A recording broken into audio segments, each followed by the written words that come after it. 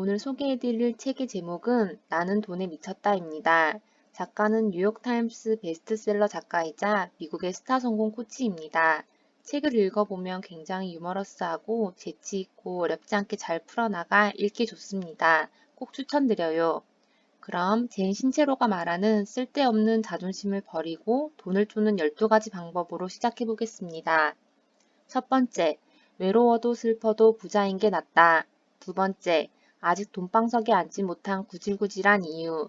세 번째, 없다가도 있고 적다가도 많은 게 돈. 네 번째, 나는 돈을 끌어당기는 사람입니다. 다섯 번째, 당신이 부자가 되길 바라는 사람은 당신밖에 없다. 여섯 번째, 싸구려처럼 보여도 부자가 될래요. 일곱 번째, 시궁창 같은 현실의 피해자처럼 굴지 마라. 여덟 번째, 발버둥 치는 게 나쁜 건 아니잖아. 아홉 번째, 필요하다면 돈 앞에서 친구도 버려라. 열 번째, 죽도록 일만 해봤자 소용없다. 11번째, 성공할 수 없다는 두려움에 직면하더라도. 12번째, 쓰러지는 순간에도 나아가는 힘. 다른 사람은 굶어 죽는다는데 난 부자가 되려고 하다니 대체 어떻게 되먹은 인간인가.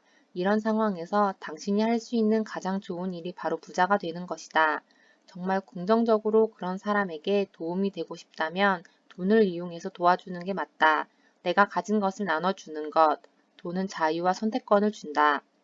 우리는 돈을 좋아하고 원한다는 원초적 본능을 가지고 있으면서도 노골적으로 좋아하는 사람을 세련되지 못한다고 생각합니다. 허나 우리가 누리고 싶은 것들은 사실 돈을 내야 누릴 수 있는 경우가 많습니다. 우리의 현실은 환상이다. 우리는 세속적인 안전을 추구하느라 꿈꾸는 인생을 살지 못합니다. 그러나 우스운 것은 그런 안전이 존재하지도 않는다는 사실입니다. 여러분들은 도망가고 싶은 직장에서 평생 묵묵히 일하고 혼자가 되는 위험을 피하려고 좋아하지도 않는 이들과 관계를 유지합니다. 또 만일의 사태에 대비해 돈을 모으느라 재미있는 일에는 절대 쓰지 않습니다. 하지만 아무리 안정적인 회사와 일자리라도 사라질 가능성이 있습니다. 또 갑자기 어떤 미친놈이 달려와서 당신을 죽어라 때릴 수도 있습니다. 언제 무슨 일이 생길지 모른다는 말이지요. 그렇다고 저자가 될 대로 되라라며 무책임한 미치광이처럼 행동하라는 것은 아닙니다. 무언가를 잃을까봐 전전긍긍하지 말고 자기가 정말 원하는 것, 무한한 가능성, 인생을 즐기라는 것입니다. 또한 입에서 나오는 말이 나의 생각, 감정을 자극하기 때문에 사고방식을 바꿔야 한다고 합니다. 어떻게? 자신을 제한하는 생각이나 신념이 무엇인지 인식한다. 거기에 의문을 제기하고 자세히 살펴본다. 생각을 다시 고친다. 크게 소리내어 자랑스럽게 말한다. 정신을 차리고 자신의 생각과 신념, 마음을 똑똑히 의식하면서 현명하게 선택하기 시작해야 합니다. 자신의 마음을 다잡지 못하면 약한 토대 위에 삶을 건설하는 위험을 감수해야 합니다. 돈은 돈일 뿐이며 돈과 자신의 주파수가 일치하도록 의식적으로 노력하면서 그것을 얻도록 마음을 여는 것은 결국 에너지를 교환하는 일입니다. 또한 돈은 재생 가능한 자원입니다. 있다가도 없으며 많았다 적었다를 되풀이하면서 계속 움직입니다. 이 말은 곧 돈을 쓸 때 인색하게 굴거나 돈을 받는 것을 어색해하면 돈이 흐르는 자연스러운 경로를 막아서 부유하지 못한 빈약한 상황이 된다는 뜻입니다. 자신을 길들이는 방법. 첫째, 두려움을 몰아내자. 날 안전하게 지켜주는 방해물, 지금 이대로 머물게 하는 방해물에서 벗어나고 나를 방해하는 것이 무엇인지 알고 거기서 벗어나는 방법을 생각해 보아야 합니다. 두 번째, 말을 조심하자. 말하는 속도를 늦추고 입을 조심해야 합니다. 세 번째, 입을 다물자. 대체 왜 이런 말을 하는 거지 싶은 의문이 드는 순간 자중할 수 있는 여지가 늘어납니다. 네 번째, 돈을 상대로 대화를 나누자. 저자는 돈에게 쓰는 편지를 추천했습니다. 저자는 캘리포니아 북부의 한 농장에서 마을 염소 여러 마리를 돌봐주는 대신 무료 숙박을 제공받았었는데 하루는 5시간 정도 집을 비웠다가 돌아와 보니 염소 친구들이 집 문을 부수고 안으로 들어가 온 집안을 난장판으로도 표현 못할 정도로 집을 박살내 놨었고 멍하니 있다 염소들에게서 깨달음을 얻었습니다. 그 깨달음은 염소들은 자기 앞길을 가로막는 모든 장애물을 씹고 걷어차고 앞다투어 공격했다. 규칙에 콧방귀를 뀌었다. 안 된다는 대답을 절대 받아들이지 않았다. 무슨 일이 있어도 자기 마음의 외침을 따랐다. 목표에 도달하기까지 멈추지 않았다. 이 이야기가 너무 웃기면서도 와닿지 않나요? 저도 제 앞길을 막아서는 나의 내면의 게으름을 걷어차고 염소들에게서 얻은 깨달음을 마음속에 새기기로 했습니다. 당신은 변명할 수도 있고 성공할 수도 있다. 우리는 감정을 느끼는 존재이므로 자신의 감정을 부정하는 것이 아니라 있는 그대로 경험해야 합니다. 그러므로 매일 매 순간 화나거나 당황스러운 감정을 피하기만 하면서 느끼지 말라는 이야기가 아닙니다. 느껴지는 감정을 그대로 느끼고 가끔은 우라통을 터뜨리며 허공에 주먹을 휘두르고 적에게 저주를 퍼부으며 집으로 들어가는 진로에 엎드려서 우는 한이 있더라도 본인의 감정을 최대한 표현하면서 계속 나아가야 합니다. 사실 자기 꿈을 축소하고 합리적인 것을 추구하는 편이 훨씬 쉽고 현실적인 것은 사실입니다. 그러나 자기 인생을 바꾸고 싶다면 현실보다 터무니없는 일을 더 적극적으로 받아들여야 합니다. 자신의 인생을 변화시킬 때 두렵지 않다면 무언가 잘못하고 있는 것일지도 모릅니다. 저자는 계속해서 생각과 감정을 잘 갈무리하며 끝까지 포기하지 않아야 한다고 말하고 있습니다. 저자는 묻고 있습니다. 빈털터리지만 멋지게 살고 싶나요? 아니면 저급해도 부유하게 살고 싶나요? 얼마나 단호하게 결심했느냐에 따라 결과가 달라집니다.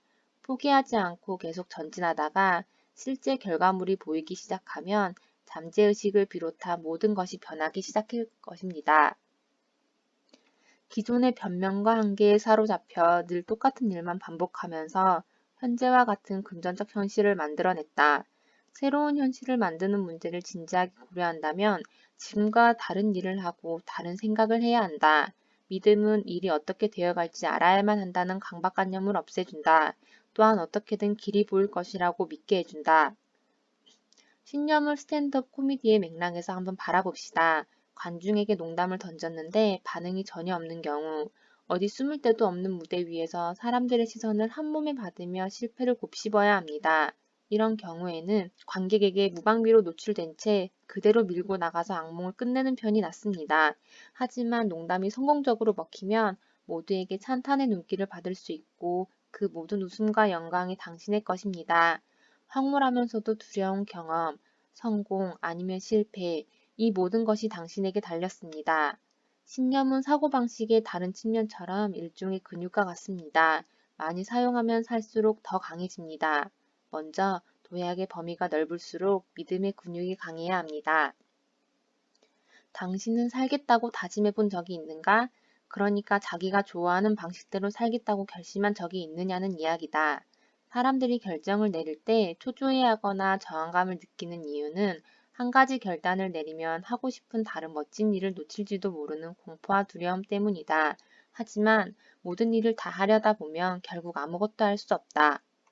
때로는 감당할 수 없을 만큼 일이 많을 때도 있지만 이를 명료하게 정리하면 우리가 느끼는 위축감이 대부분 사라집니다. 할 일을 미루거나 징징거리거나 이를 완수하기는커녕 방해하기만 하는 생각에 집중하고 그것을 믿으면서 소중한 시간을 써버리는 경향이 있습니다. 반면 시간을 잘게 쪼개어 한 가지 일에만 집중하면 일의 생산성을 극대화하면서 다른 일을 할 수 있는 시간을 많이 확보할 수 있습니다. 우리는 별다른 고민 없이 자신의 환경을 현실로 받아들이면서 정상적인 삶은 다 이런 것이라고 여긴다. 그래서 자신의 소득과 생활 수준을 올리기로 했을 때는 가급적 자신을 위해 만들고자 하는 새로운 환경 안에서 지내는 것이 중요하다. 그래야 기존의 낡은 방식대로 생각하고 믿고 살아가는 데서 탈피할 수 있을 뿐만 아니라 새로운 환경이 우리에게 영향을 미치기 시작하고 새로운 개념이 자리 잡을 기회가 생기기 때문입니다. 우리는 감정에 이끌려 살아가는 활기찬 존재이며 따라서 주변 환경 때문에 우울하다면 상황이 밝아질 수 있도록 가능한 모든 방법을 다 동원하는 것이 중요합니다. 앞길에 전혀 도움이 안 되는 말이나 던지는 주변 사람만큼 나를 힘들게 하는 사람도 없습니다. 거기다 특히 도움 안 되는 사람이 하필이면 관계까지 밀접한 경우에는 더욱에 더 그렇습니다. 이것은 부자가 되겠다고 결심한 사람이 겪는 가장 흔하면서도 당혹스러운 난제입니다. 그러니까 대체 주변 사람이 다 왜 이러나 싶은 것이 여러분 이야기만이 아니라는 것입니다. 사랑하는 사람이 우리가 하는 여정을 지지해주지 않는다면 몹시 고통스러울 것입니다. 자기가 사랑하는 사람보다 더 중요한 것은 세상에 없기 때문이지요. 그들과의 관계는 우리가 가진 가장 소중한 것들 가운데 하나이므로 변화하고 성장하기 시작할 때 그들이 함께해 주지 않는다면 우리는 불안을 느낍니다. 그런데 사실 자신의 진정한 모습을 꽃피우려면 이런 관계에서 기꺼이 손을 떼야 합니다. 죽도록 일만 해봤자 소용없다. 그래서 자기 사업을 시작한다. 설령 실패하더라도 너무 기분 나쁘게 받아들이지 말자. 자존심은 버리고 호기심을 앞세워야 한다. 실패 좀 했다고 눈물 콧물 다 짜는 비운의 드라마를 찍거나 그 실패를 자기는 멍청하고 운도 나빠서 원하는 것을 절대 못 얻을 증거로 삼는 오류를 범해서는 안 된다. 부자가 되겠다는 갈망만 있으면 길은 반드시 나타난다. 애매하게 행동하지 말아야 합니다. 지금 당장 자신의 소망에 따라 행동해야 합니다. 절박한 마음을 안고 부로 향하는 길을 가지 않는다면 산만함과 게으름, 제한적인 생각, 질질 끄는 습관, TV 중독 등으로 인해 실패하고 맙니다. 집중력을 높이고 능력을 최대한 발휘해 매일 최선을 다해야 합니다. 금전적인 목표를 빨리 달성할수록 부를 누릴 시간이 더 길어진다는 것을 기억해야 합니다. 이 장에서는 말해주고 싶은 이야기가 너무 많은데요. 특히 이 두 개는 길더라도 꼭 이야기해드리고 싶습니다. 기운을 내자. 당신이 형편없이 행동하는 것은 대개 남들이 자기 말을 들어주기를 바라거나 당신의 요구를 최우선으로 고려해주기를 바라기 때문이다. 부당한 대우를 받았어. 저 자식이 내 앞으로 끼어들었어. 이건 너무 어려워. 불공평해. 날 불쌍하게 여겨줘. 내 고통을 알아달라고 자신을 정당화하거나 남이 알아봐 주기를 바라기보다는 자유와 행복 쪽을 택한다면 언제든 승리할 수 있다. 피해자 모드에서 벗어나고 다른 사람도 자신의 감정에만 몰두한다는 것을 기억하자. 그리고 매사를 기분 나쁘게 받아들이는 것을 멈추어야 한다. 용서하자. 죄책감과 분노는 물에 젖은 샌드백을 질질 끌고 다니느라 낭비하는 많은 에너지다. 이것은 가장 심각한 시간 낭비인 동시에 사람들이 가장 좋아하는 활동이기도 하다. 과거는 절대 바뀌지 않는 법인데 이미 벌어진 일에 자기 자신이나 다른 사람에게 화를 낸다는 것은 마치 쓰레기 처리를 거부하는 것이나 마찬가지다. 그 감정을 계속 지닐수록 점점 더 냄새가 고약해지고 주변에 꼬이는 파리떼들이 나날이 늘어간다. 게다가 당신이 바라는 모든 것이 손가락 사이로 빠져나간다. 쓰레기를 내다 버리기 전까지는 계속 그 모양 그 꼴일 것이 뻔하다. 우리는 인간이기에 실수하면서 삽니다. 다른 사람도 마찬가지로 실수를 저지르고요. 그러니까 그만 잊어버립시다. 매일매일 조금씩 헤쳐나가면 된다. 여기서 그만두면 아무도 이길 수 없다. 그만두면 당장은 기분이 좋을지 모르지만 그걸로 끝이다. 투자자들이 자신을 해고하면 해고하게 놔두어라. 하지만 자신이 자신을 해고하지는 말아라. 절대 포기해서는 안 된다. 우리에게는 모두 습관적으로 멈추는 장소가 있습니다. 무언가와 너무 친밀해지거나 너무 비싸거나 성공에 너무 가깝게 접근할 경우 마음이 불편해지는 특정한 기준점이 존재하는 것입니다. 자신의 안전지대에서 벗어나 인생을 변화시키려면 반드시 이 한계를 넘어야 합니다. 가난에서 벗어나 부자가 될 계획을 세웠다면 평판이 나빠지는 위험을 감수하더라도 마음을 바꾸지 말아야 합니다.